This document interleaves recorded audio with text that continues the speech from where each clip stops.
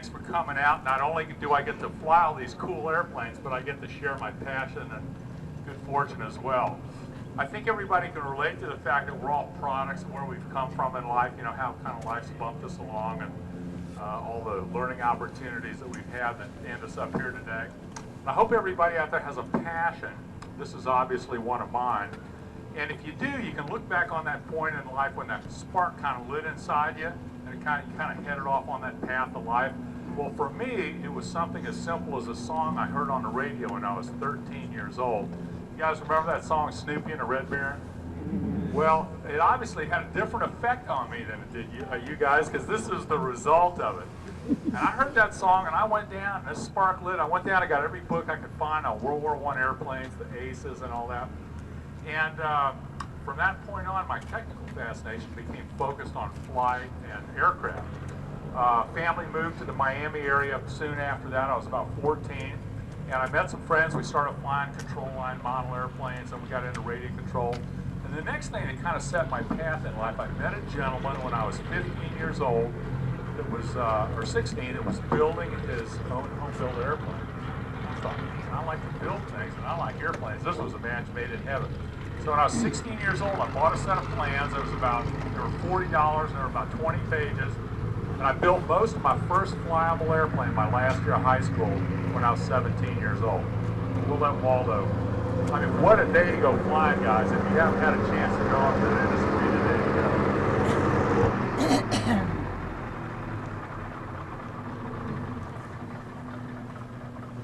you should get some screens.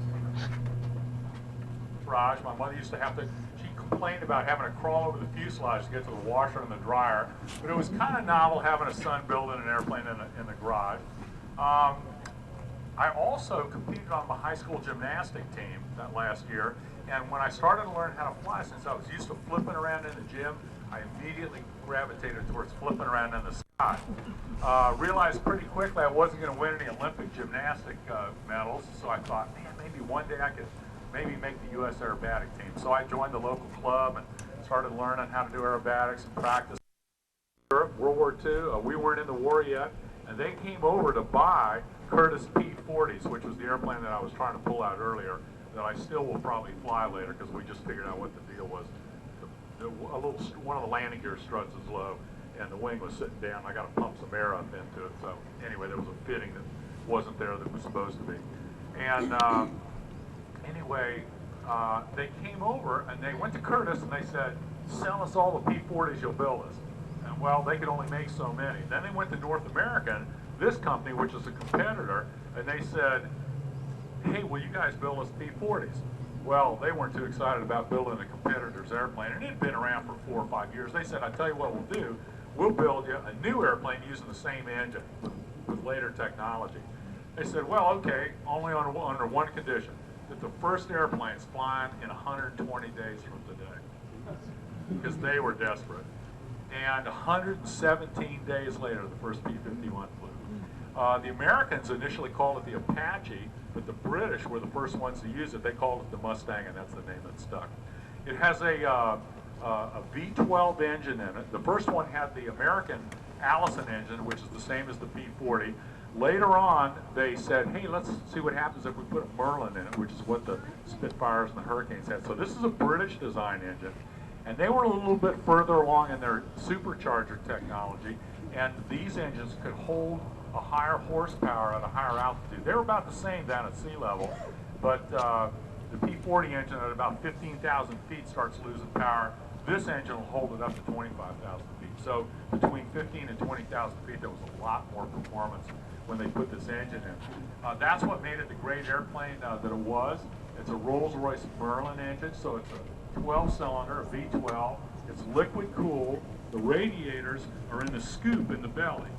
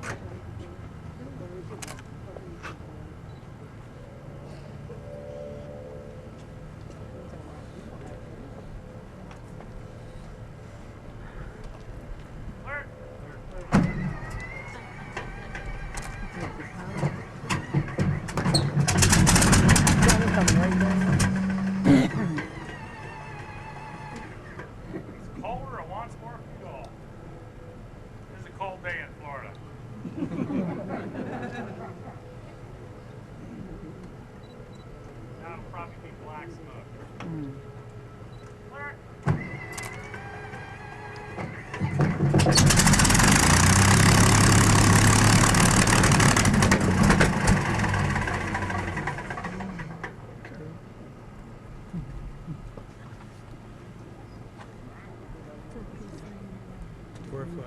yeah, there's hydraulics come alive.